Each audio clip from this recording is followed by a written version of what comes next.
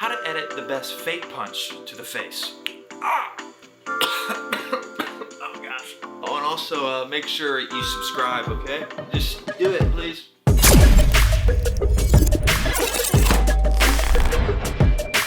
So I told my producer, let's go back to the basics with a swift punch to the jaw.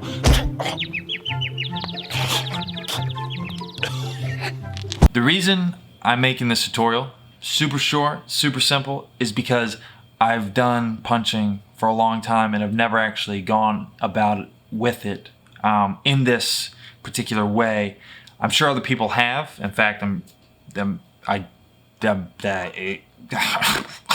but I have yet to see a tutorial that is like this. Okay, so here's the raw footage. There's me talking right here. And that's what we got. That's all it does. You're gonna need a clip of you swinging at your face and stopping. If you are, well, okay, if you're not punching yourself, swing at someone else's face and stopping. Or you can go through as well, that's fine. But you're gonna need to know where you are because we gotta do it twice and it needs to match, both clips need to match body position well enough so when we make this cut you're about to see, it doesn't look janky. So here's again our first shot of me just stopping. So we're gonna cut it right before, right there is good, right where the fist looks like it's going right into the jaw. So let's cut it right there. Now here's the next part. I've taken my fist and I've pressed it into my face slowly, doing a slow-mo punch, okay? So we're seeing the fist push my cheeks, push my lips into that. So if you're punching someone else, get that slow-mo, get nice pressure on there, okay? If you're punching in the gut, get the fist into the gut, anywhere. Get some kind of frame still where you're seeing the fist on the subject, okay? And it doesn't have to be full speed, obviously, it's just very slow. Could be even just totally still. So we're gonna take, we'll get it from right here, and what's important to note is that what we're doing is we're trying to match the frame that we just cut at on the fake one to where we're starting here. So my fist was on my face for what it looked like from the first shot. So about right here is good. And then we'll go a little bit into it, about right there, about where it starts to cross. So what's that? Wrong thing. I just did a quick key for After Effects. Sometimes you just forget what software you're in. So let's see, that's about, it's about 2 seconds long of a clip. And what we're gonna do is right mouse click on that. And if you don't wanna do this, you literally do just a still image of what we're about to do. I'll explain later. So right mouse click, speed duration, and then we're going to set it to 1000. So really speed it up, okay? And now, next thing we're gonna do is, let me, I deleted the end part of the clip. Let's copy and paste this part and extend it out so we can find the third and final piece of the puzzle, which is now a second fake punch. So let's come right here, go right there, looks good. Again, we're matching the end frame of what we had for the slow part.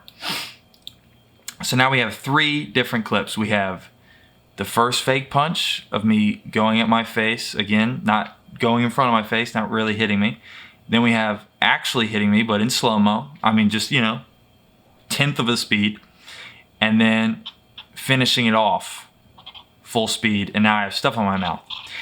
And if we play that through, you can see it's kind of wonky, right? Yeah, that's pretty weird. So what we want to do is, this is just too many frames right here.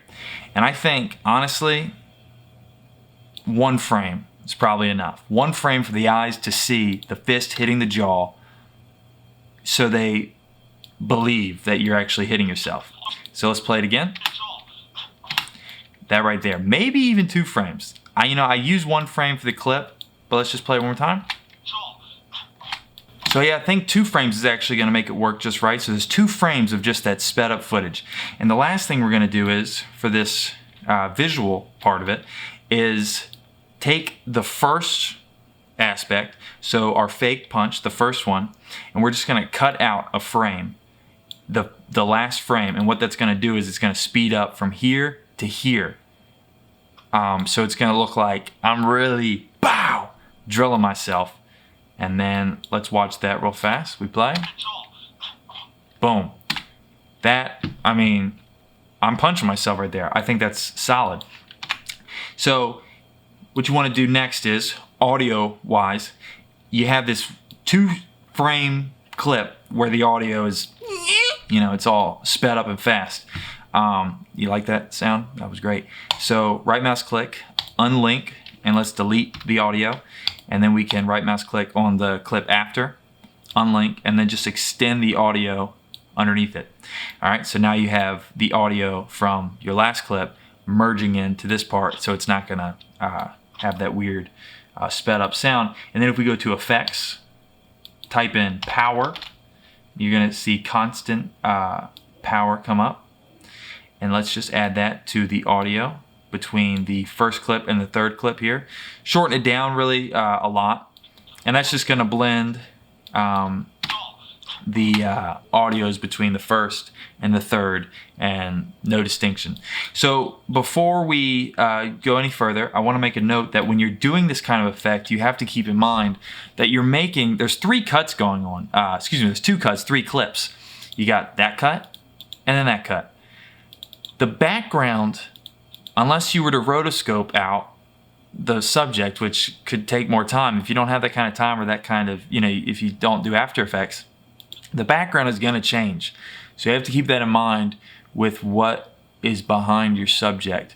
For this particular situation, you don't see any shadows on the ground because it was cloudy, and there's no movement behind me. So I knew as long as I get all 3 clips within a minute, nothing's gonna change. It wasn't windy, so you're not gonna see trees change. And you can see if you look at the background, if we go to the cut, nothing is changing.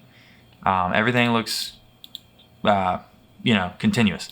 So just keep that in mind. If you're like near traffic and you do this, you're gonna see cars, you know, jump around. So again, keep that in mind. So the last thing is the sound effect. You need a punch sound effect. And so what we're gonna use is this thing I got called Stab Punch. But basically, you just want to use a punch sound effect that sounds realistic. So let's find the moment we want to hit. So this right here is where my fist is hitting my face. So you would say, let's put the sound effect right there. However, I would say always go 1 frame past it, and then make sure the sound effect goes in the 1 frame past. And the reason I say that is because light moves faster than sound. So naturally, you would see it and then hear it. I know it sounds crazy because it's like, but you're right in front of it. What does it matter? But I'm telling you, it has a very subtle effect within the minds of the viewer. So if we do that, delete the rest of it because we don't need that extra. So you just got this punch sound right here. And then we hit play. So I told my producer, let's go back to the basics with a swift punch to the jaw. I mean, that's it. I'm punching myself and I'm all bloodied up. So sweet. I really hope that that helps y'all with any of your projects coming up where you're beating the crap out of people.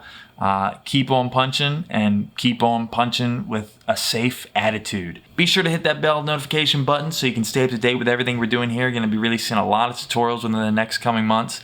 And our goal with all these tutorials is to help show people how easy editing really is. I mean, it takes time and it's a process. And that is my thing that I've told people all the time who struggle with the idea of After Effects or Premiere. All honesty, I look at it and think, anyone can do this. So I hope that these tutorials can help y'all understand that and push y'all further in y'all's craft. So again, hit that bell notification and stay up to date with it. Or don't. I'm just